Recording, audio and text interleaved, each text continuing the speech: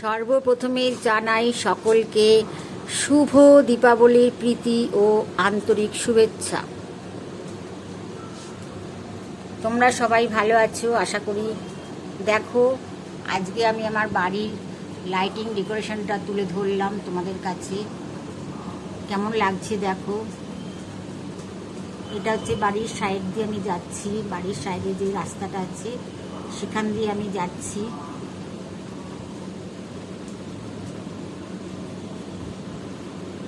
আমরা যখন বাড়িতে একটা ছোট্ট মাটির প্রদীপ জ্বালাই কিংবা ঠাকুরের কাছে যখন প্রদীপ দিই, সেটা দেখেও আমাদের মনটা আনন্দে ভরে ওঠে। লাইটটা একটা এমনই জিনিস, দেখলেই যেন হৃদয় একটা আনন্দে মেতে ওঠে। এইবার আমি বাড়ির পিছনের সাইডটায় যাচ্ছি।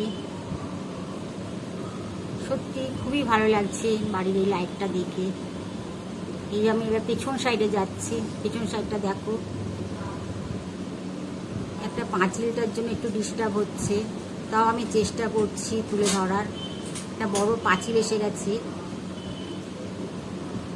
তাও আমি তুলে ধরার চেষ্টা করছি। দেখো সবাই কেমন লাগছে।